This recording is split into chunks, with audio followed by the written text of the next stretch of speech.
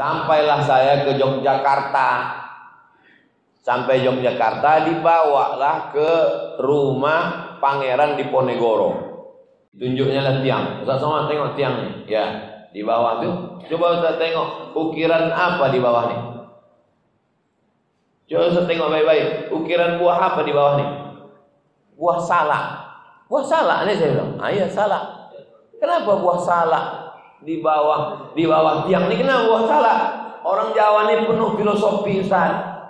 Dan disitulah kombinasi antara Islam dan Jawa. Jadi dulu kiai-kiai Jawa itu berdakwahnya melalui ukiran. Dibuatnya buah salak di bawah. Kenapa salak? Man salaka thariqan. Ini salak.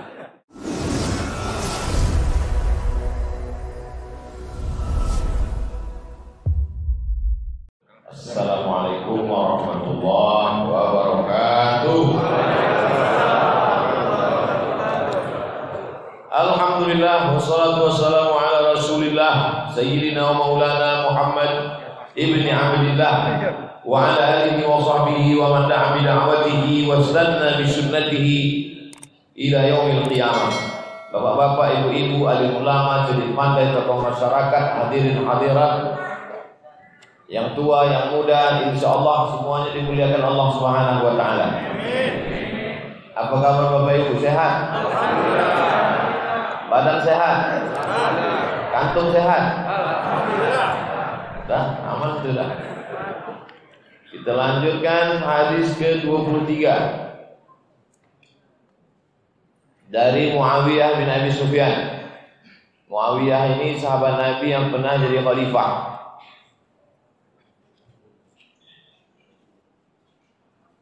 Nabi Muhammad SAW meninggal, Nabi digantikan Abu Bakar 2 tahun, Umar 5 tahun, Utsman, habis Utsman Sayyidina Ali, habis Sayyidina Ali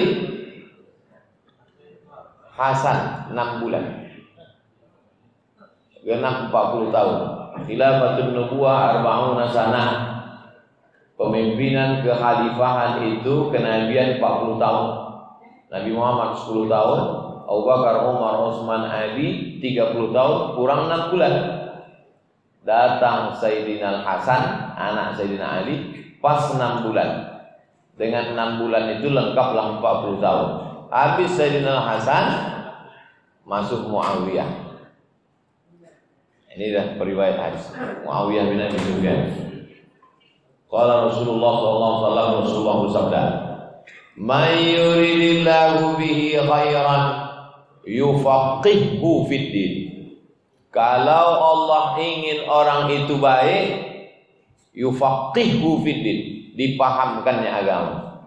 Mudah-mudahan anak cucu kita paham agama. Amin. Makanya doa Nabi untuk Sayyidina Abdullah bin Abbas, Allahumma faqihhu fid din, pahamkan dia agama. Paham agama ini macam orang paham lalu lintas, tahu dia mana trotoar, mana jalan. Paham agama ini macam orang paham rambu-rambu, tahu dia, oh kalau ini P itu apa sih rambu-rambu P? Tak boleh parkir. Oh ini lampu merah. Kenapa kau lewat juga? Ini kan lampu udah merah. Kata polisi, belum merah kali Pak. Itu tahu tapi tak paham. Makanya di sini tak disebutnya. Kalau Allah itu Pak Ustadz, kenapa banyak orang tahu agama tapi melanggar? Bukan tahu. Dalam hadis ini bukan disebutnya tahu. Yufaqihu, paham. Sekarang banyak orang tahu agama tapi tak paham. Nilai akhlak, mata kuliah akhlak A, tapi tak berakhlak. Sama macam mana anak hafal doa masuk WC, Allahumma inni a'udzubika minal khubuthi wal khaba'ith. Doa makan, Allahumma barik lana mimma razaqtana wa qina adzabannar. Doa masuk masjid, Allahumma iftah li abwaaba rahmatik. Hafal doa tapi tak pernah doa. Tak paham. Oleh sebab itu yang diinginkan ini paham. Mudah-mudahan kita ini bukan tahu agama tapi paham agama. Banyak sarjana agama tak paham agama. Sarjana dia agama, habis 2 sekian SKS tapi tak memahami agama. Nah, jadi yang disebut ini paham. Orang yang paham itu namanya faqih. Nama ilmunya biasa disebut fikih. Orangnya faqih. Maka di sebagian tempat disebut tuan faqih. Ada di kampung awak kan? Tuan faqih. Kalau satu orang faqih, kalau banyak fuqaha, ahli-ahli fikih. Falaula nafara min kulli firqatin minhum ta'ifatun liyatafaqahu fiddin. Jangan semuanya pergi perang. Hendaklah beberapa orang itu liyatafaqahu, memahami agama. Jangan semuanya pergi perang berjihad. Jangan semuanya pergi membawa tombak, bawa anak panah. Mesti ada 2-3 orang membawa pena dan kertas menulis.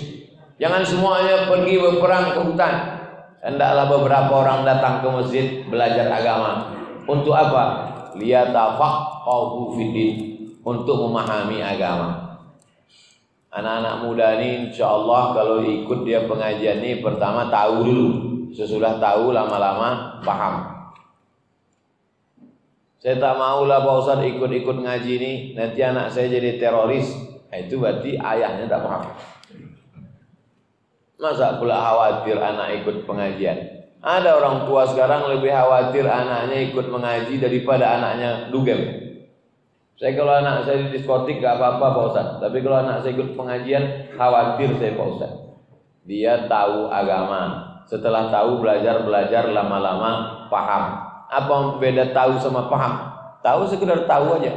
Ada razia dekat Leton, tahu dia. Tapi kalau dia paham, dipakainya helm, dibawanya SIM, pakai kaca spion, itu paham namanya. Sekarang ini banyak orang sekedar tahu tapi tak paham. Tapi masih lumayan lah daripada tak tahu sama sekali.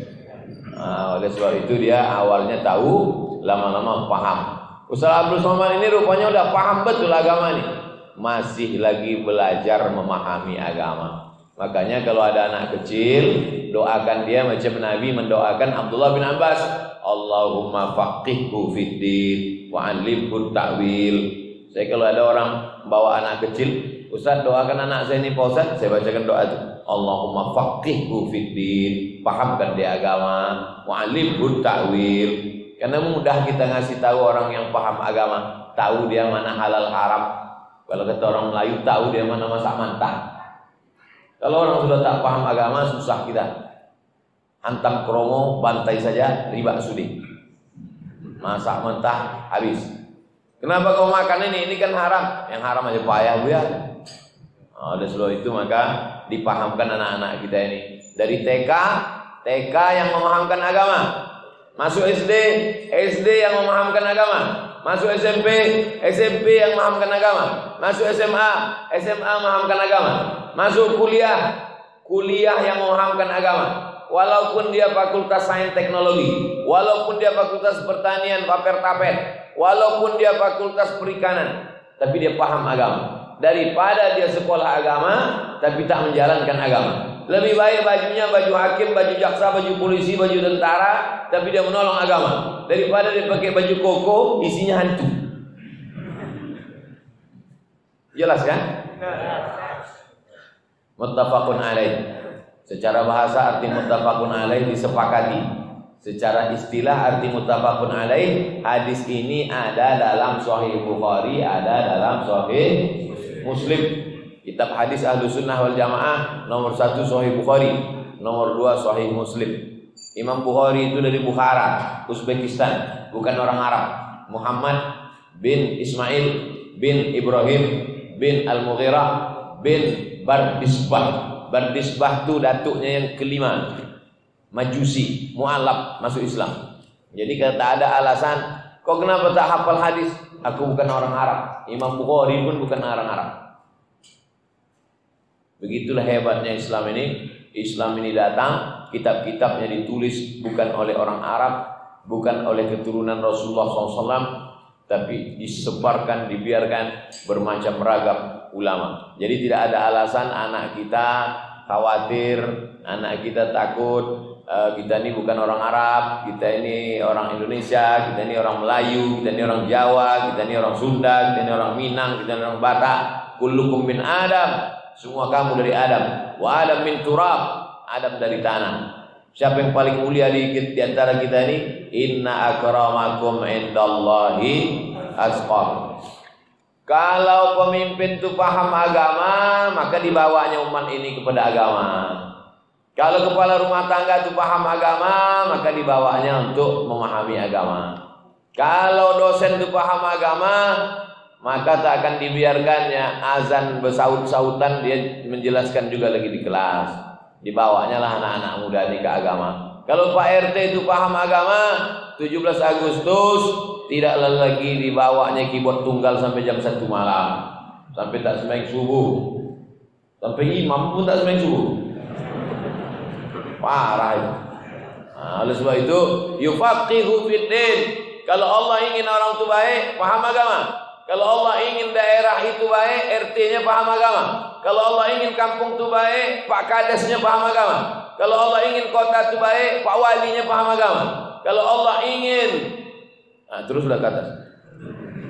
Jadi sebut-sebut tersinggung pulang. Nah, kita lanjutkan ke 24. Sampai ke berapa nih Ustaz? Sampai masuk waktu syuruk, salat sunat isyraq 2 rakaat. Habis itu kita tanya jawab. Habis itu sarapan pagi bersama di rumah masing-masing.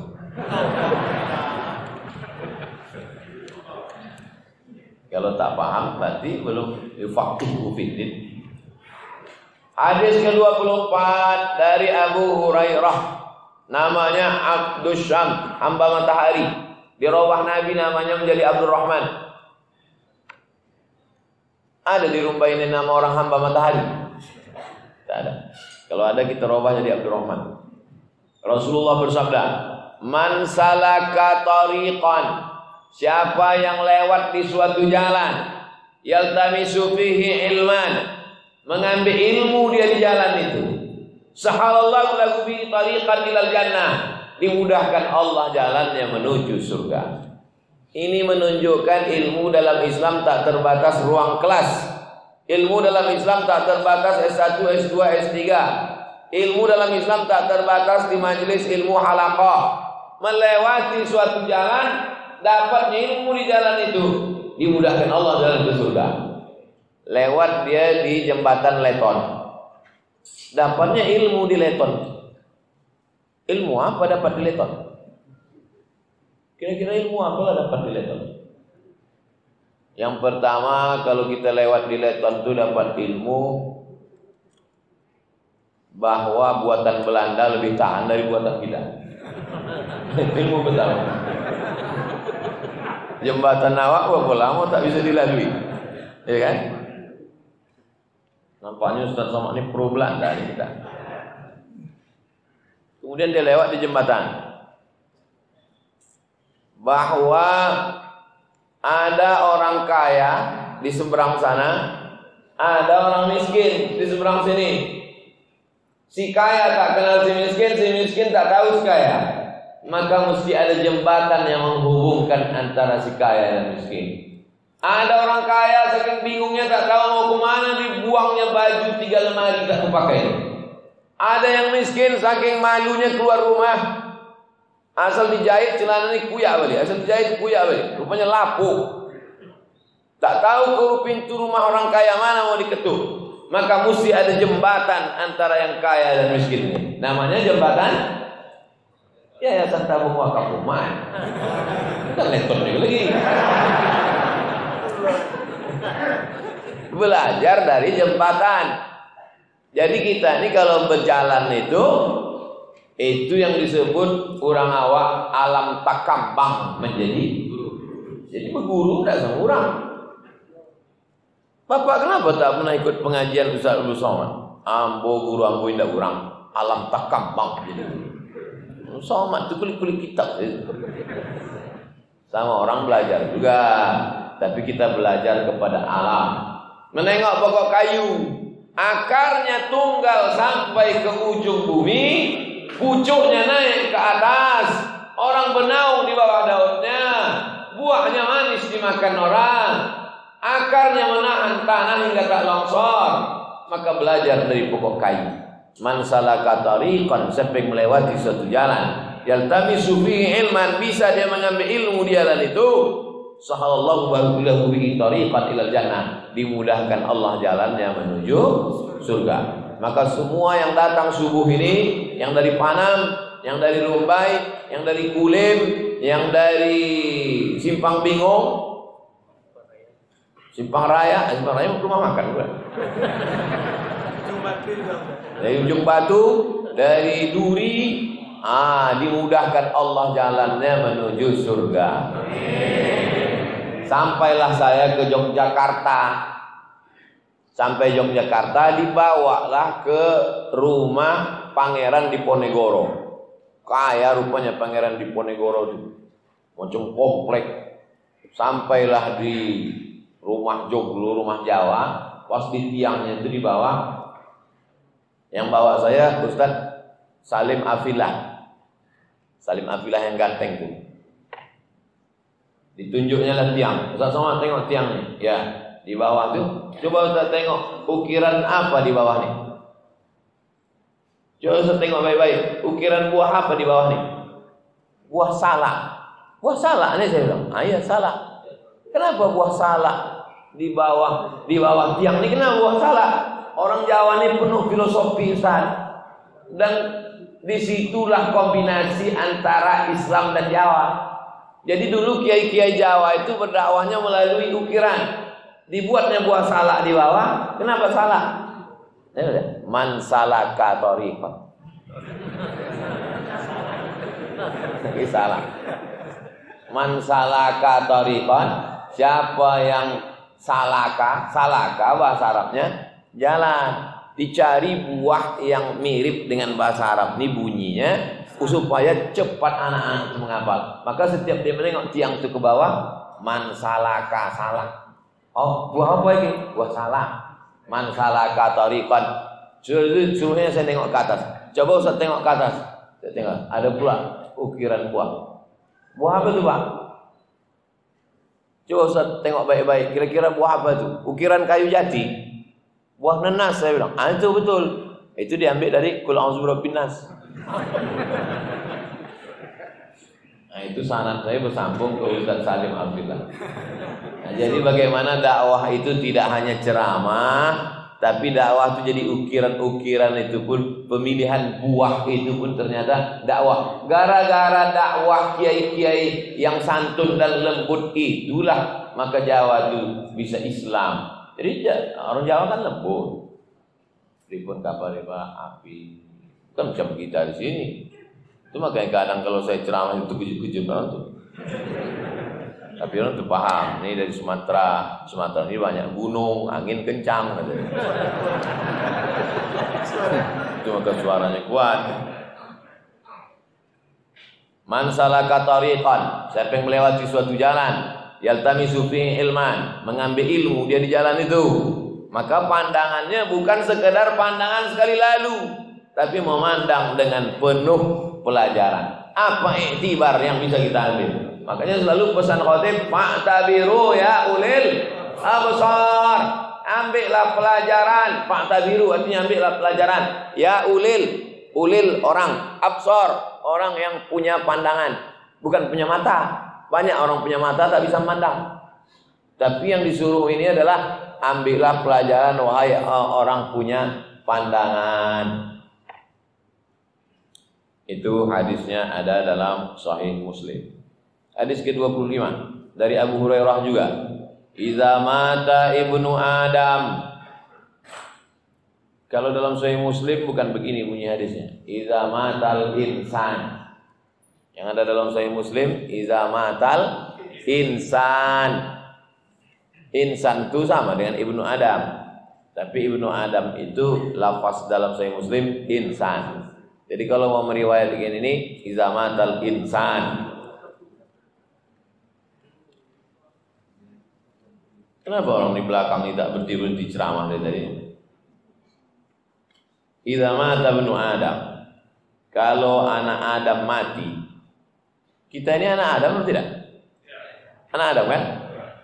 Enggak Pak Ustaz, ayah saya Sufyan. Maksudnya anak cucu cicit keturunan Adam. Idza mata ibnu Adam, kalau anak cucu cicit Adam ini mati, inqata'a amaluhu, putuslah amalnya, illa min salasin, kecuali 3. Apalah yang mengalir? Shadaqatun jariyah. Sedekah jariyah. Nih, yang mewakafkan menara tadi. Itu gambar menara. Oh, berapa meter tingginya? 23. Kalau di Rokan Hulu itu 99, maka disebut menara 99. Waktu saya pertama naik ke atas, kata Pak Ucok Parlawangan Siregar, Ustadz naik nanti ke atas, nampak rumah Ustadz di Panam. Naiklah saya ke atas. Naik saya ke atas, tengok nampak pucuk-pucuk kota. Saya bilang, kata Pak Ucok, nampak rumah di Panam. Menengoknya pakai mata hati. Besok dikerja ya. Shadaqatun jariyah. Itu yang mewakafkan semen, yang mewakafkan batu, yang mewakafkan kerikil, yang mewakafkan kubah menara itu. Setiap hari dikumandangkan azan 5 waktu, mengalirlah pahalanya ke makam dia sampai hari kiamat. Termasuklah yang memencetkan tombol itu. Amin. Nampaknya banyak yang tak setuju. Saya tak ada minta, panitia ngasih. Kemarin di PLN Palembang, saya juga mencet. Pemencetan tombol berdua sama GM, General Manager PLN. Sebelum tangan bapak itu sampai, terpecit saya duluan, berbunyi. Ini rasa-rasa berdosa saya. Itu saya, mohon maaf Pak, gitu. Ya tak apa-apa. Gitu. Tangan saya sampai duluan. Itu sebetulnya secara simbolis saja. Menara. Sebelah mana menaranya? Kanan. Udah siap?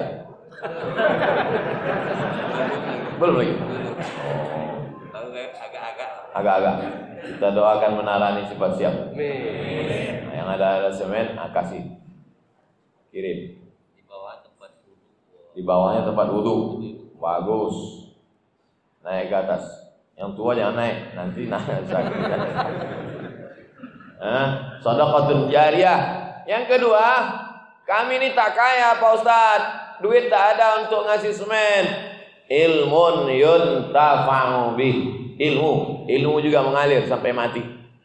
Kami ini bukan ustaz, bukan LCMA, bukan ustaz MDI. Kami ini bukan alim ulama. Ibu mengajar anak sebelum tidur malam, bismika Allahumma ya wa amun. Ibu ajar anak a'aba taba batata batasa sasa. Ibu ajarkan anak, mengalir pahalanya. Saya belajar alif di atas alif, di bawah ini depan u sama orang tua saya. Sampai hatam Quran. Jadi setiap saya ngisi pengajian di mana-mana mengalir pahalanya. Tidak mesti menjadi LCMA, doktor, PhD, profesor almarhum. 3. Waladun salihun yad'ulah. Anak yang soleh. Kalau dapat 3-3-nya alhamdulillah. Kaya, rajin sedekah, ilmu, anaknya soleh, dapat 3-3. Saya tak kaya Pak Ustaz, berilmu pun tidak Pak Ustaz. Anak ada 3 Pak Ustaz. Cuma anak itu sekarang, yang pertama sakau. La ilaha illallah. Jadi sengaja dikasih Allah Ta'ala 3 nih, supaya kita ada pilihan. Andai tak ada anak, banyak-banyak sedekah. Andai tak bisa sedekah, banyak-banyak pula dibalik. Aku nanti bangga, kata Nabi, mukasirum bikum bainal umam. Aku nanti bangga di akhirat, umatku paling banyak. Tazawwajul alwadud. Nikahilah perempuan yang subur-subur, karena aku bangga. Akhirnya Indonesia, bupati-bupati, gubernur-gubernur yang berhasil berhasil menjalankan program KB dapat penghargaan BKKBN karena dapat program mempersikit-sikit anak. Dapat penghargaan lah. Sekarang barulah tahu rupanya Cina penduduknya 1 miliar. Sekarang orang Rusia kalau mau dia punya anak dikasih dia Jerman dibiayai sampai S3. Orang Rusia dikasih kemudahan-kemudahan. Saking apa? Saking kan banyaknya. Dan Indonesia banyak sekali lah tanah kosong yang tidak bisa digarap saking kurangnya manusia. Apalagi kita di Pulau Sumatera. Kalau itu Jawa Timur, Jawa Barat, Jawa Tengah, penduduknya itu 30 juta, 40 juta. Kita dikumpulkan orang dari ujung Aceh sampai ke Lampung, itu tak sampai satu provinsi Jawa Timur, Jawa Tengah, Jawa Barat. Ya, orang tuh bersinnya lahir anak.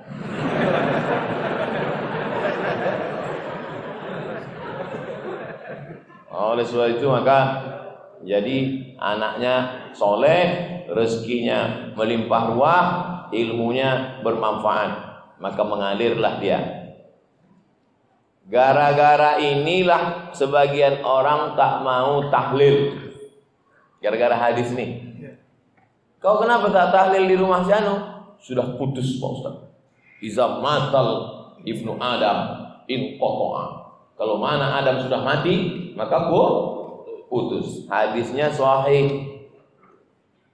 Hadisnya sahih. Yang mendengarnya bongak.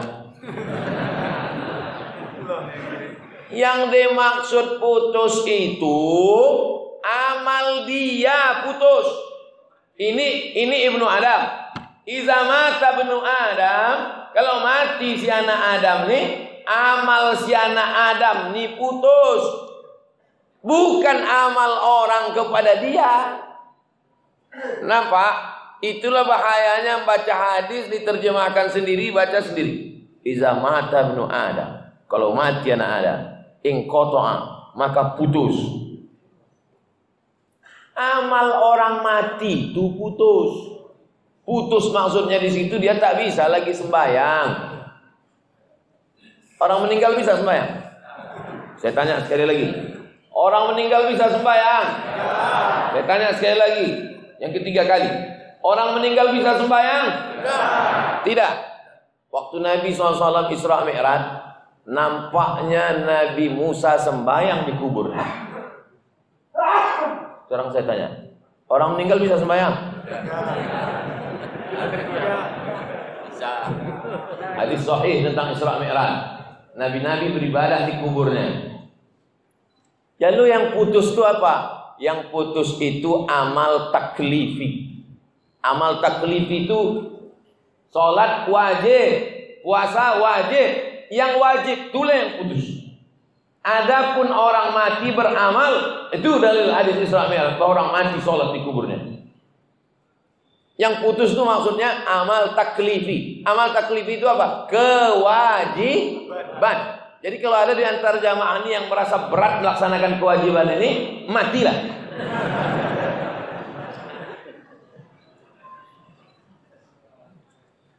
Iza matal insan, kalau si insan ini mati, maka putuslah amal taklifinya. Tak wajib lagi sembahyang, tak wajib lagi puasa, tak wajib lagi haji, tak wajib lagi.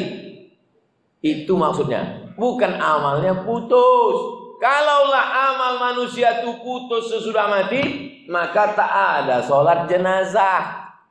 Sholat jenazah itu kan amal orang hidup untuk orang mati. Baca Fatihah tak sampai untuk orang mati. Takbir sholat jenazah berapa kali? 4 kali. Takbir yang pertama, Allahu Akbar. Apa dibaca? Sampai tak untuk orang mati? Kalau tak sampai, tak usah baca. Allahu Akbar. Fatihah tak sampai. Sampai untuk orang mati. Ini hadis ini dipahami baik-baik. Jadi kalau ada orang tak mau ikut baca doa untuk orang mati, gara-gara hadis ini, tak mau baca Yasin, gara-gara kata dia udah putus, kau yang putus. Putus kabel tuh. Paham ya? Itulah makanya perlunya paham agama.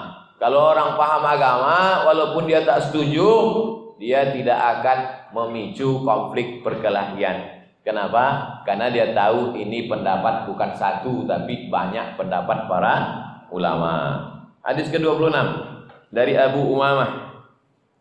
Dzukira li Rasulillah SAW rajulani. Ada dua orang. Ahaduhuma abidun.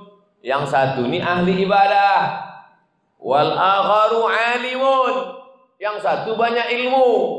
Manusia ini memang begitu. Ada yang ilmunya banyak. Seminar sini, ceramah sini. Sembahyang 2 rakaat. Yang ini tak ada ceramah, tak ada seminar, tapi sholat duhanya 8 rakaat. Tahajud malamnya banyak, khatam Qur'annya banyak. Kita ini dalam hidup ini pilih 2. Kau mau jadi alimun atau abidun? Jangan syaitonun. Yang satu alimun, yang satu abidun. Apa kata Nabi SAW? Fadlul alimi alal abidi ka fadli ala adnakum. Mana yang lebih utama? Orang berilmu atau ahli ibadah? Nih Nabi menjawab, yang berilmu ini lebih utama daripada yang ahli ibadah ini, seperti lebihnya aku daripada orang yang di bawah-bawah aku. Tapi jangan gara-gara ini asik pengajian lalu tak sembahyang. Asik pengajian Ustaz Mardi datang, pengajian Ustaz Saidul Amin datang, pengajian Ustaz Zul Hendri datang. Pas ditanya orang, kau kenapa tak pernah sembahyang duha? Yang alim lebih utama daripada yang ahli ibadah. Itu namanya bukan mencari kebenaran, itu mencari pembenaran. Kita belajar ini bukan mencari pembenaran. Qala Rasulullah, apa kata Nabi? Innallaha wa malaikatahu, sesungguhnya Allah, malaikat-malaikat, wa halas samawati wal ard, makhluk-makhluk yang ada di langit, yang ada di bumi, hatta namlah fi hujuriha, sampai semut-semut yang ada di lubang tanah, semut-semut yang ada di sarang, wa hattal hud, sampai ikan-ikan, la yusallun, mereka semuanya berdoa ala muallimin nas al khair, untuk orang-orang yang mengajarkan agama.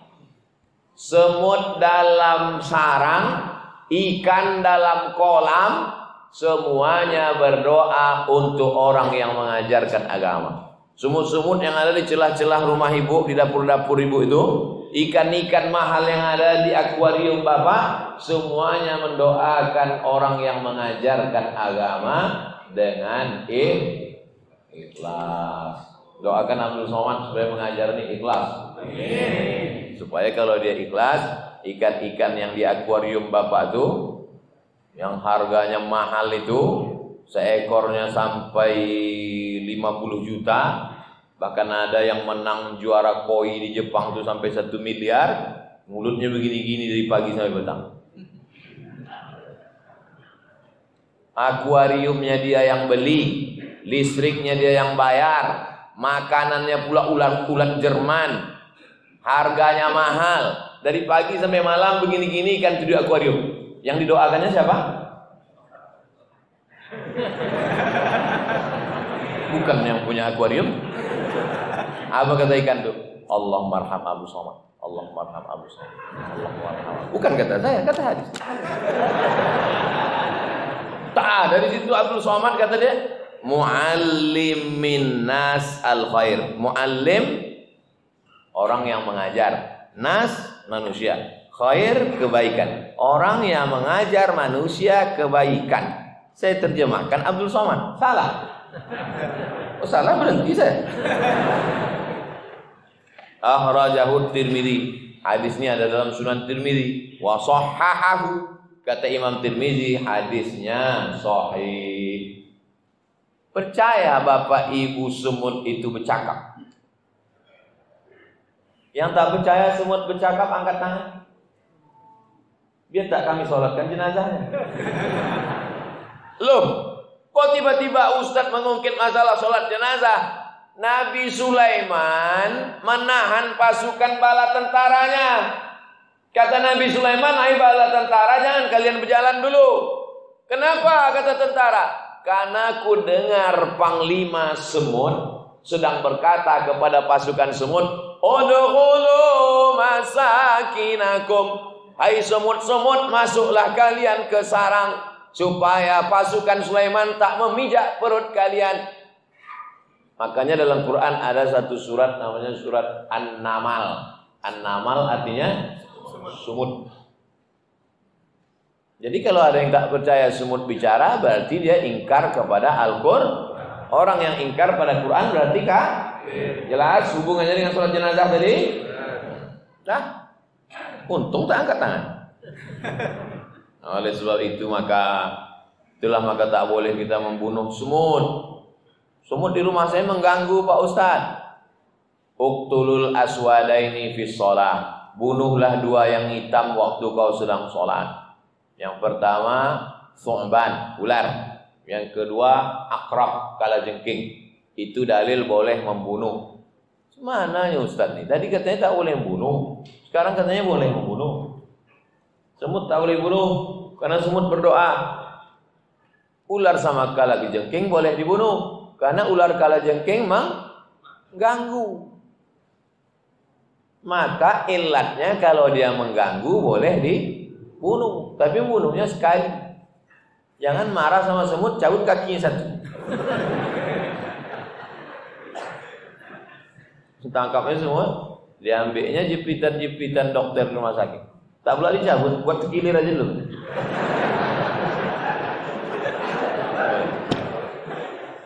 Tak boleh nyiksa. Kita lanjutkan hadis ke-27 dari Abu Musa Al-Asy'ari radhiyallahu an.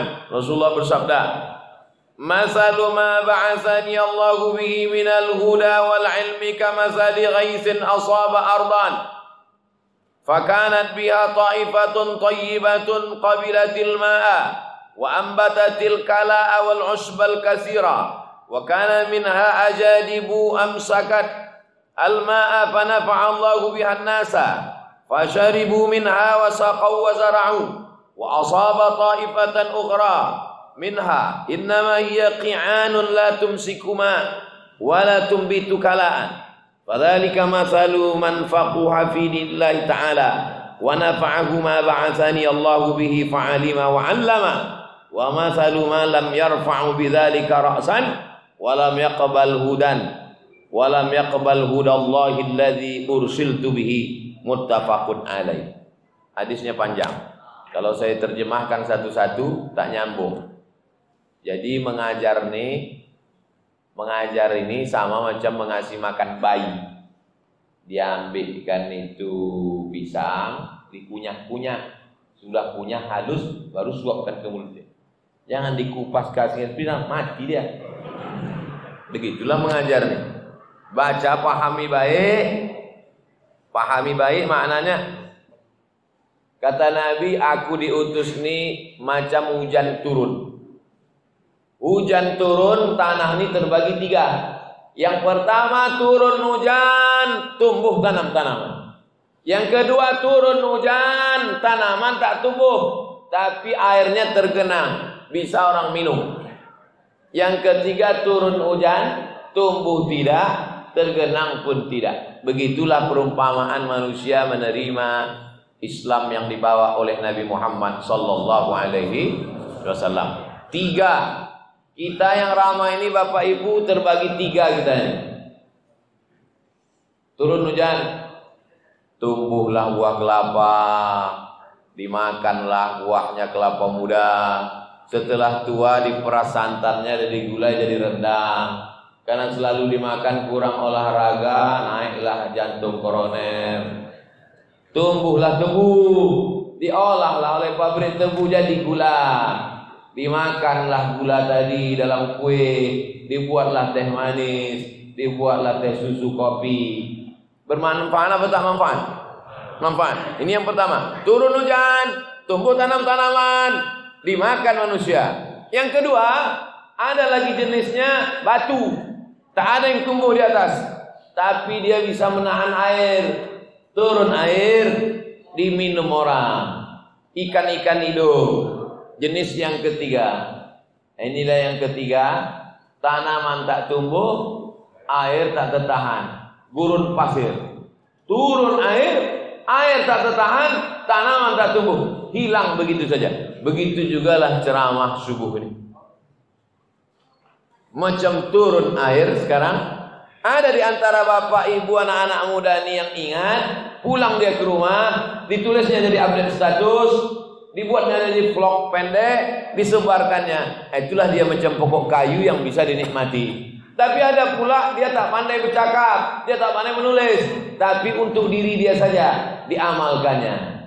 Yang nomor 3 tak ada di sini. Air tak ditahan, tumbuh pun tidak, apa pun tak dapat. Begitulah perumpamaan datangnya Nabi Muhammad sallallahu alaihi wasallam. Dari 3 penjelasan tadi bisa dipahami? Saya dulu kalau mengajar 3 kali saya ulang. Tapi sejak ada YouTube ini tak saya ulang 3 kali, sekali. Kalau jamaah mau ulang 3 kali, tinggal video saja diulang 3 kali. Dengar, ulang 3 kali. Nabi datang seperti turun hujan. Ada yang menumbuhkan tanaman-tanamannya berbuah dimakan orang.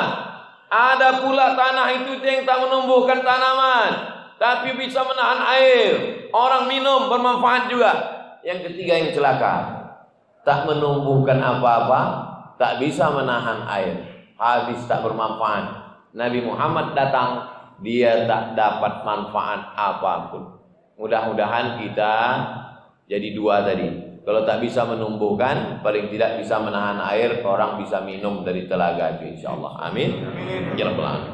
Hadis ke-28 dari sahabat Nabi namanya Abdullah bin Mas'ud radhiyallahu anhu.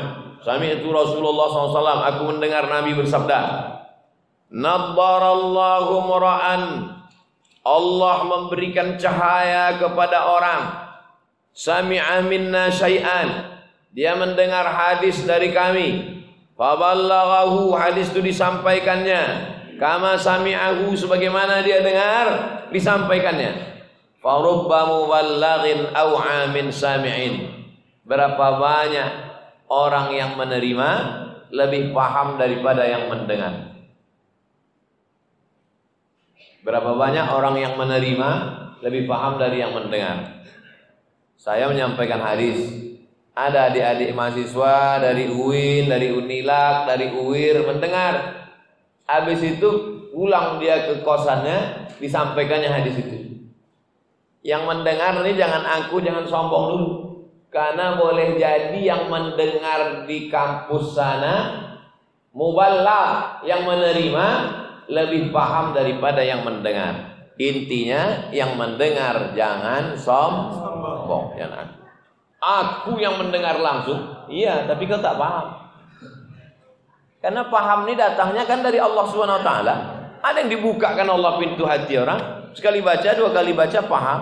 Oleh sebab itu maka yang menghalangi kita dari ilmu ini diantaranya adalah sombong, angkuh.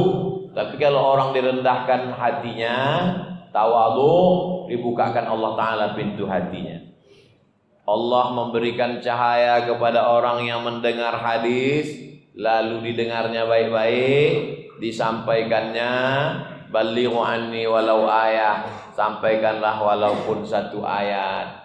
1 ayat yang bisa kau sampaikan, sampaikan. Tak bisa menyampaikan 1 ayat, setengah ayat. Tak bisa menyampaikan setengah ayat, 1/4 ayat. Tak bisa menyampaikan banyak, sikit. Ma la yudraku kulluh, la yudraku kulluh. Kalau tak bisa semua, jangan tinggalkan semua. Dalam hadis lain, rahimallahu mura'an, Allah memberikan rahmat. Dalam hadis lain, naddarallahu mura'an, Allah memberikan cahaya. Apa maksud memberikan cahaya itu Pak Ustaz? Arti memberikan cahaya, bisa dia membedakan antara yang hak dengan yang batil. Sekarang ini barulah bisa saya membedakan mana rumah kuning, mana rumah putih. Barulah nampak saya ada baleho 3 warna di situ, merah, kuning, hijau. Barulah nampak saya di luar tuh rupanya ada. Tadi nampak saya tadi penampakan saya tadi di luar jendela ini macam penuh jamaah tadi. Rupanya tak ada. Tadi nampak saya sampai itu macam orang berbaju putih bertelekong-telekong banyak. Kenapa? Kenapa bisa tak nampak dengan jelas? Karena tak ada cahaya. Setelah terbit matahari barulah nampak. Rupanya tak nampak tadi itu bukan orang, motor rupanya. Man qara'a surat Al-Kahfi yaumal Jum'ah. Siapa yang baca surat Al-Kahfi hari Jumat, sore Jumat, malam Jumat, Allah lahu min nur. Diberikan Allah Ta'ala dia cahaya. Cahaya apa? Kenapa sikit-sikit cahaya? Marilah kita bersyukur kepada Allah karena sudah mengeluarkan kita dari kegelapan kepada cahaya. Yang dimaksud cahayanya apa? Cahaya iman. Supaya nanti jangan karena cahaya lalu kemudian diartikannya cahaya itu zahir. Kebetulan Ustadz ini hitam. Katanya cahaya, tapi muka Ustadz itu tak bercahaya. Bukan itu maksudnya. Cahaya bisa membedakan antara yang hak dengan yang batil. Saya bisa membedakan mana orang, mana tiang karena mata atau karena cahaya? Karena cahaya. Ini orang, ini tiang. Sampai tak tersipak kita kepala orang. Itu bukan karena mata, tapi karena cahaya. Siapa yang tak percaya, datang nanti malam kemari jam 12 malam, matikan semua lampu ini, buka mata buku lebar-lebar. Kalau bisa kau menengok mana tiang, mana orang, potong telinga di sebelah. Kita bisa melihat bukan karena mata, tapi karena cahaya. Cahaya itulah yang diberikan Allah. Maksudnya bisa kita membedakan mana baik, mana buruk. Bisa dia membedakan mana beras raskin, mana beras dia. Sekarang banyak pegawai tak tahu membedakan mana beras raskin, mana beras dia. Dimakannya beras raskin itu, dicucinya pakai pemutih. Bisa dia membedakan mana duit dia, mana duit orang. Sekarang banyak orang tak bisa membedakan. Asal nampaknya duit dia. Itu orang tak dapat cahaya. Habis waktu. Oh, cepat waktu habis di masjid Baitul Mu'tamar. Masya Allah. Habis hadis yang ke-28. Nanti pertemuan berikutnya masjid mana kita buat?